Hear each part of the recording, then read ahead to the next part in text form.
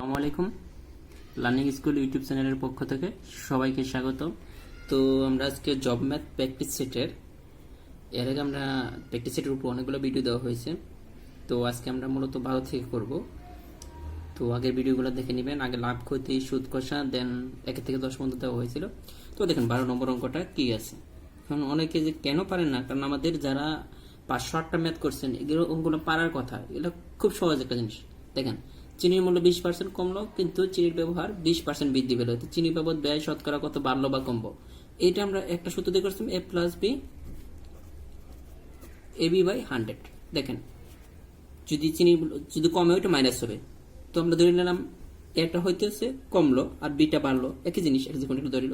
যেহেতু তাহলে a এর মান হবে কি, দেখেন a এর মান হবে -20, যেহেতু কমছে, আর b এর মান বেড়ছে +20। তো এই মানগুলো বসিয়ে দেয়। তো -20 +20 প্লাস এখানে দেখেন a এর মান -20 ইন্টু b এর মান 20, নিচে হচ্ছে 100। তো দেখেন এটা কাটা, কারণ +20 -20, এখানে হচ্ছে মাইনাসে মাইনাসে প্লাস, ওখানে হয়ে যাবে 400, নিচে হচ্ছে 100, মাইনাস চিহ্নটা থাকবে, এই শূন্য এই শূন্য এই শূন্য এই শূন্য কাটা, তো -4। যদি মাইনাস চলে আসে তাহলে বুঝতে হবে কমলো, তার মানে 4% কমলো। এটা কিন্তু হয়ে গেল। পরের অঙ্কটা হচ্ছে যে কোন ক্ষুদ্রতম সংখ্যার সাথে 1 যোগ করলে যোগফল এতত দ্বারা নিঃশেষে বিভাজ্য হবে। দেখেন ক্ষুদ্রতম সংখ্যা বললে আমরা জানি যে লসাগু করতে হয়, আর 1 যোগ করলে এত দ্বারা নিঃশেষে বিভাজ্য হবে। দেখেন এতত দ্বারা এই প্রত্যেকটা সংখ্যার দ্বারা নিঃশেষে বিভাজ্য হবে একমাত্র এই সংখ্যাগুলোর লসাগু। এই সংখ্যাগুলোর লসাগু এই প্রত্যেকটা সংখ্যা দ্বারাই নিঃশেষে বিভাজ্য হবে। আমাদের বলছে যে এমন একটা সংখ্যা নির্ণয় করুন যা এই প্রত্যেকটা সংখ্যা দ্বারা নিঃশেষে ভাগ করলে এই 1 যোগ করলে বলতেছে কোন ক্ষুদ্রতম সংখ্যার সাথে 1 যোগ করলে এত দ্বারা নিঃশেষে বিভাজ্য হবে। আমরা জানি এগুলার লসাগু নিঃশেষে বিভাজ্য হবে।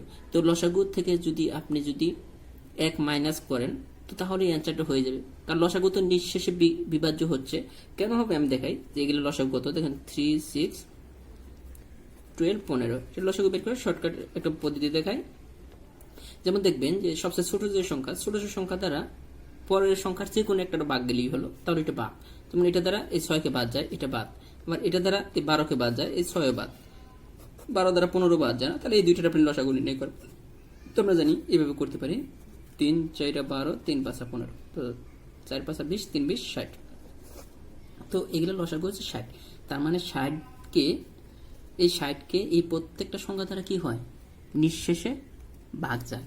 তো আমাদের বলছে যে কোন ক্ষুদ্রতম সংখ্যার সাথে 1 যোগ করলে, মানে সবচেয়ে ছোট যে সংখ্যাটা হচ্ছে ওটা 60, যেগুলা এই প্রত্যেকটা দ্বারা ভাগ যায়। সবচেয়ে ছোট সংখ্যা হচ্ছে 60, যেগুলাকে এই প্রত্যেকটা দ্বারা আপনি কি করতে পারবেন, ভাগ করতে পারবেন। তো 60কে তো ভাগ করা যায়।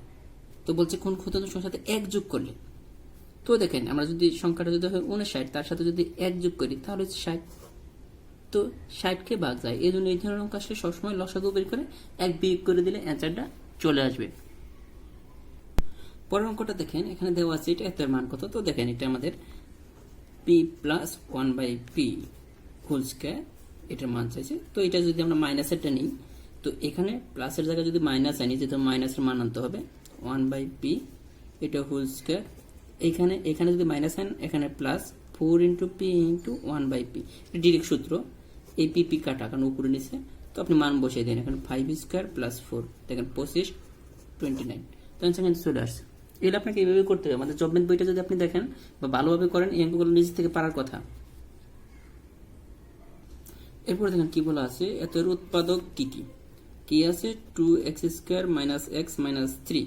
এটার উৎপাদক কি, উৎপাদক নির্ণয় করতে হলে কি করতে হয়, এই x² বা ঘাত যে 2 যার পাওয়ার 2 থাকবে, এটা দেখেন x এর পাওয়ার 2, এইটাকে কনস্ট্যান্ট সংখ্যা যার মানে তার সাথে কোনো সহগ থাকবে না, ওইটা দ্বারা গুণ করতে হবে।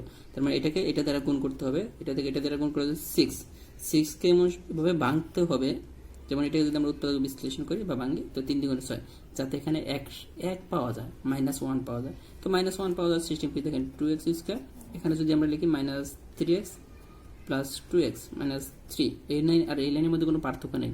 দেখেন -3x থেকে +2x বাদ দিলে -1x থাকে। তো এইভাবে আপনাকে ভেঙে লিখতে হবে। এখন আসেন এখান থেকে কি কমন যায়, এখান থেকে একটা x কমন যায়, এখানে হচ্ছে 2x - 3, আর এখান থেকে কিছু কমন যায় না, মানে 1 কমন যায়, তো 2x - 3। এরপরে দেখেন যে 2x - 3 এক্স প্লাস 1 রিটেনও আসতে পারে, এরকম অঙ্ক, সমস্যা নেই। তো এটা চলে আসছে অ্যান্সারটা। তারপরে যে অঙ্কটা আছে আমরা ওইটা করবো। দেখেন কি বলা আছে এরপরে অঙ্কটা, যে এখানে বলা আছে যে একটি ত্রিভুজাকৃতি ক্ষেত্রের ক্ষেত্রফল এত বর্গমিটার, ত্রিভুজের শীর্ষবিন্দু হতে ভূমির উপর অঙ্কিত লম্বের দৈর্ঘ্য 12 হলে ভূমির দৈর্ঘ্য কত? তো আমি যদি এটা যদি একটা ফিগার ড্র করি, যে একটা ত্রিভুজের ক্ষেত্রফল, একটা ত্রিভুজ ড্র করলাম, তো এটার ক্ষেত্রফল, এই সম্পূর্ণ জায়গার ক্ষেত্রফল দেওয়া আছে 84 বর্গমিটার। তো ত্রিভুজের শীর্ষ হতে ভূমির উপর, এটা ভূমি মনে করেন আর এটা শীর্ষ, এটা হতে ভূমির উপর অঙ্কিত লম্বের দৈর্ঘ্য, মানে এটার দৈর্ঘ্য দেওয়া আছে 12, পরে ত্রিভুজের ভূমির দৈর্ঘ্য কত, আমরা ভূমির দৈর্ঘ্য বি ধরে নিলাম। তো এখন আমরা একটা সূত্র জানতাম, হাফ ইন্টু ভূমি ইন্টু উচ্চতা, হাফ ইন্টু ভূমি ইন্টু উচ্চতা সমান সমান কি ত্রিভুজের ক্ষেত্রফল। এটাতে কি বুঝলাম? ত্রিভুজের ক্ষেত্রফল। তো দেখেন হাফ ইন্টু ভূমি, ভূমি আমাদের নাই, ভূমি আমরা নির্ণয় করবো, বি ধরছি, উচ্চতা কিন্তু দেওয়া আছে। দেখেন এই লম্বটাই হচ্ছে কি অঙ্কিত লম্বের দৈর্ঘ্য, এখান থেকে এটাই কিন্তু উচ্চতা। তো উচ্চতা ইকুয়াল ক্ষেত্রফল, ত্রিভুজের ক্ষেত্রফল, এটা ক্ষেত্রফল দেওয়া আছে 84। তো এই সূত্র থেকে আপনি এই অঙ্কটা বের করতে পারেন যে কোনো সময়। কাটাকাটি করলে দেখেন 6 হয়, বি ইকুয়াল, দেখেন এই 6টা যদি এই সাইডে নিয়ে আসেন 6, এখানে হবে 14, তো সাইডটা চলে আসছে। তো এই অঙ্কগুলো পরীক্ষায় আসে, প্রাইমারি নিবন্ধনে এর চেয়ে কঠিন অঙ্ক আসে না। পরের অঙ্কটা দেখেন, এখানে বলা আছে ঘড়িতে যখন 4:30 বাজে, তার মানে 4:30 বাজে, তখন ঘন্টার কাঁটা ও মিনিটের কাঁটার মধ্যবর্তী কত ডিগ্রি কোণ উৎপন্ন করে। তো দেখেন এই অঙ্কটা করার জন্য আমরা শর্টকাট সিস্টেম মনে রাখবো, কারণ নর্মালি করতে গেলে সময় বেশি লাগে হিসাব করে। এর সাথে আমরা যদি বলি এই সূত্রটা যদি ইউজ করেন, 11 ইন্টু এম 60 ইন্টু আওয়ার, মানে 11কে মিনিট দ্বারা গুণ করবেন, 60 ইন্টু আওয়ারকে সকল ক্ষেত্রে 2 দ্বারা ভাগ করলে আপনার অ্যান্সারটা চলে আসবে। নেগেটিভ আসতে পজিটিভ অ্যান্সার দিতে হবে, পজিটিভ আসতে পজিটিভ। এখন দেখেন এটা কীভাবে করবো, 4টা বেজে 30 মিনিট, এখানে মিনিট কত 30, তার মানে 11 ইন্টু এটা এম মানে কি মিনিট, এটা চেঞ্জ হবে, হ্যাঁ, আর 60 ইন্টু আওয়ার, আওয়ার মানে 4, নিচে হচ্ছে 2। মানে আমাদের জব মেথড যারা করছেন 508টা, এর বাইরে আসলে অঙ্ক নেই, এগুলো কিন্তু গ্রুপের ওই অঙ্কগুলোই। এখানে দেখেন হচ্ছে 330 যদি গুণ করেন, আর এখানে হচ্ছে 240, এখানে হচ্ছে 2, তার মানে এটা যদি বিয়োগ করেন 90, নিচে হচ্ছে 2, তার মানে 45 ডিগ্রি। এটা কিন্তু চলে আসছে, যে কোনো অঙ্কের ক্ষেত্রে এরকম আসবে। এটা হয়ে গেল। পরের অঙ্কটা দেখেন, এখানে দেওয়া আছে যে এগুলো গুণ করলে কত হবে, এটা সহজ জিনিস। তো আমি বলছিলাম এই ধরনের অঙ্ক থাকতে দশমিক আকারে আগে সংখ্যাগুলো গুণ করবেন, কোনো দশমিক দেখার কোনো দরকার নেই, যার সংখ্যাগুলো গুণ করবেন। দেন 3 3 9, 3 9 27। এখন দেখবো টোটাল কয় ঘর পরে দশমিক আছে। এখানে হচ্ছে 3 ঘর, এখানে 2 ঘর, 5 ঘর, এখানে 1 ঘর, 6 ঘর। তাহলে আমাদের অলরেডি 2 ঘর আছে, তাহলে আরো 4 ঘর দরকার আছে আমাদের। দেখেন 3 4, টোটাল 6 ঘর পরে দশমিক হবে, 1 2 3 4 5 6, 1 2 3 4 5 6, এখানে দশমিক দিয়ে দেন, অ্যান্সার চলে গেছে। এগুলো কিন্তু আসে পরীক্ষায়, হ্যাঁ, প্রত্যেকটা কিন্তু বিভিন্ন চাকরির পরীক্ষায় আসছে এগুলো। তারপর 19 নম্বর যেটা আছে, দেখেন কি বলা হয়েছে, যে এত থেকে এত বিয়োগ করলে বিয়োগ করতে দশমিকে বয়স করো, তার মানে এটা থেকে এটা বিয়োগ করতে বলছে, 1/20 মাইনাস 1/40, তারপরে দশমিকে প্রকাশ। আগে বিয়োগটা করে নিই। এই দুটো লসাগু যদি করেন, দেখেন 20 আর 40 এর লসাগু হবে 40, কারণ দেখবেন এটা দ্বারা এটাকে ভাগ যায় কিনা, ছোটটা দ্বারা বড়টা যদি ভাগ যায় তাহলে লসাগু এটাই। এখানে যদি আপনি যদি করেন তাহলে 2, কারণ এটাকে এটা দ্বারা ভাগ করতে হবে, ওইটা দ্বারা উপরে গুণ করতে হবে, এটাকে দ্বারা ভাগ করলে 2, আর উপরে 2, আর এখানে 1, তাহলে 1/40। তো এখন আসেন এটাকে দশমিকে বয়স করতে হবে, এটা হচ্ছে অনেকের কাছে কঠিন লাগতে পারে 1। আর নিচে আমরা চাইলে এইভাবে লিখতে পারি, এই ধরনের 40 কে আমরা লিখতে পারি না 4 × 10। দেখেন 40 কে আমরা চাইলে লিখতে পারি যে 4 × 10। তার মানে ব্যাপারটা কি হচ্ছে, দেখেন আমরা 1 কে যদি এই 4 দ্বারা ভাগ করি, তাহলে আমরা জানি যে 1 কে 4 দ্বারা যদি ভাগ করেন, দেখেন 1 কে আমরা কয় দ্বারা ভাগ করবো 4, এখানে যায় না, এই জন্য একটা পয়েন্ট হয়। তারপরে এখানে আপনি চাইলে একটা শূন্য নিতে পারেন, 4 দুগুণে 8 থাকে 2, আপনি চাইলে 8টা শূন্য নিতে পারেন, যেহেতু যায় না কাটানো, 4 5 20। এভাবে আসলে ভেঙে ভেঙে কেউ দেখাবে না।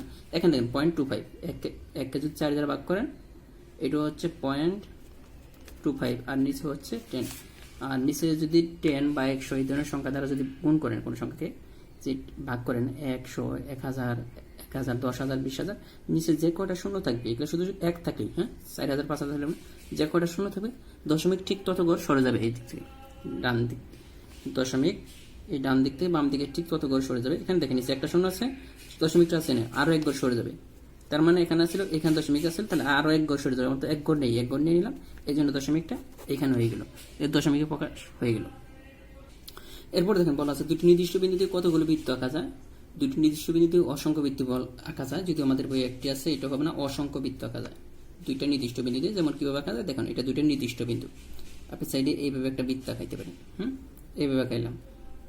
আবার এইখান দিয়ে দেখেন এইভাবে বৃত্ত আঁকাইতে পারি, আবার এইভাবে আমরা আমাদের ইচ্ছা মতো যেভাবে ইচ্ছা আপনি ওইভাবে বৃত্ত আঁকাইতে পারবেন। তো দুইটা নির্দিষ্ট বিন্দুতে অসংখ্য বৃত্ত আঁকা যায়।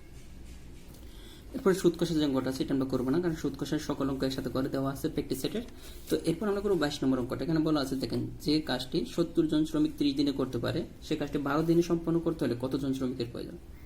মানে 12 দিনে যদি আমরা কাজটা সাথে শ্রমিক চাইছি, আমরা জানি যে এই ধরনের অঙ্কে যে জিনিসটা চাবে, তো ওই জিনিসটা হবে ডান সাইডে। তো ডান সাইডে যদি আমরা বলতে পারি যে 30 দিনে করে কয়জনে, 70 জনে, 30 দিনে করে 70 জনে একটা কাজ, তো একদিনে যদি এই কাজটা করতে চায় শ্রমিক সংখ্যা বেশি লাগবে না কম লাগবে, অবশ্যই বেশি লাগবে। তো 30 × 70, আর এটা যদি 12 দিনে করতে পারে, 12 দিনে করতে চায়, একদিনের তুলনায় যদি 12 দিনে করতে চায় তাহলে শ্রমিক সংখ্যা আরো কিছু কম লাগবে 12 দিনে করতে গেলে, একদিনের তুলনায়, তাহলে এখানে 12। এখন আমরা তো কাটাকাটি করি, এটা হয়, এটা দেখেন, এটা হচ্ছে আমরা যদি 6 দিয়ে কাটাকাটি করি, 6 দ্বিগুণে 12, 5 × 6 = 30, এখানে হচ্ছে 35। তো 5 × 5 = 25, 5, 3 × 5 = 15, আর 2 = 75, 275 জন শ্রমিক লাগবে। ওকে, তারপরে আছে দেখেন, এখানে বলা আছে কোন ক্ষুদ্রতম সংখ্যাকে এত দিয়ে ভাগ করলে 3 অবশিষ্ট থাকবে। আমরা জানি যে ক্ষুদ্রতম সংখ্যা উল্লেখ থাকলে কি করতে হয়, লসাগু করতে হয়। এখানে দেখেন 4, 5 কোনটা কোনো দ্বারা ভাগ যায় না, তাহলে সবগুলার লসাগু করতে হবে। সবগুলার লসাগু যদি করি, অ্যাটলিস্ট দুইটাকে ভাগ যায় কয় দ্বারা, সর্বনিম্ন 2 দ্বারা। তো 2, 5, 3, তাহলে দেখেন আর ভাগ যায় না, এখানে 3 × 5 = 15, 15 × 30, 30 × 60, তো এদের লসাগু হচ্ছে 60। আমাদের বলছে কোন ক্ষুদ্রতম সংখ্যাকে এত দিতে ভাগ করলে 3 অবশিষ্ট থাকবে। আমাদের 60কে এই 3টা দ্বারা নিঃশেষে ভাগ যায়, সর্বনিম্ন যে সংখ্যা যাকে নিঃশেষে ভাগ যায় এই 3টা দ্বারা, সেটি হচ্ছে 60। তখন 3 অবশিষ্ট থাকবে, তাহলে কত, তো 60কে তো ভাগই যাবে, তো এর সাথে 3 যোগ করে দেন, 60 + 3 = 63কে যদি ভাগ করেন তাহলে প্রত্যেক ক্ষেত্রে কি 3 অবশিষ্ট থাকবে। এরপরে আসেন যে সহজ একটা অঙ্ক 24 নম্বর। এখানে বলা আছে কোন একটি সংখ্যার 13 গুণ থেকে 4 গুণ বাদ দিলে 171 হয়। সংখ্যাটি কত, আমরা জানি সংখ্যাটি x, সংখ্যাটি 13 গুণ থেকে, 13 গুণ মানে কি 13x, থেকে 4 গুণ বাদ দিলে 4x, তাহলে 13 গুণ থেকে 4 গুণ বাদ দিলাম, বাদ দিলে কত হয় 171। দেখেন এখন যা বলছে আমরা কিন্তু তাই করছি, যে কোন একটি সংখ্যার 13 গুণ থেকে 4 গুণ বাদ দিলে 171 হয়। তো এখন থেকে এটা যদি বিয়োগ করি, এখানে কিন্তু হবে আপনার 9x = 171। তো x = ভাগ করলে 19 চলে আসবে। এবং লাস্ট একটা অঙ্ক আছে, যে এটা দেখেন যে ABD, সাপোজ আমরা ধরে নিলাম ABD বৃত্তে AB, আমরা ধরে নিলাম AB আর কি CD দুটি পরস্পর সমান যায়, একটা CD, একটা হচ্ছে AB আর হচ্ছে CD, দুটি পরস্পর সমান যায়।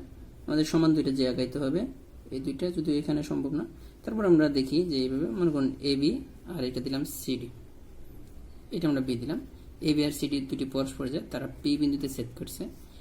তো কোনটি সত্য, এখানে কোনটি সত্য, AB আর CD, AB আর হচ্ছে CD, এখানে দুইটা জিনিস সত্য হবে, AB আর CD, এখানে PB আর PC সমান হবে, মানে এই সাইড আর এই সাইড সমান হবে, অথবা এই সাইড আর এই সাইড সমান হবে। এই সাইডগুলো কখনোই সমান হবে না, এটা আপনাকে মনে রাখতে হবে, যে দুইটা সমান যায়। সাপোজ যে কোনো দুইটা সমান যায়, আমরা যদি এখানে আঁকাই, সাপোজ এটা নিলাম একটা যায়, এটা হচ্ছে AB, আর একটা যায় নিলাম কি বলছে CD, আমাদের বলতেছে যে পরস্পর P বিন্দুতে ছেদ করে। তো কোনটি সত্য, এখানে যে এই জায়গাটা PB আর PD সমান হবে, আর অথবা PC আর একটা PA সমান হবে, কখনোই PC আর PB বা PA PD সমান হবে না, এটা একটু মনে রাখবেন। তো আজকের মতো এই পর্যন্তই। তার আগে বলবো যে যারা প্রাইমারি নিবন্ধন বা অন্যান্য চাকরির প্রিপারেশন নিচ্ছেন, তারা আমাদের 3টা বই এই 3টা বই পড়লে আপনি টিকার মতো যে মার্ক এটা খুব সহজে গেইন করতে পারবেন।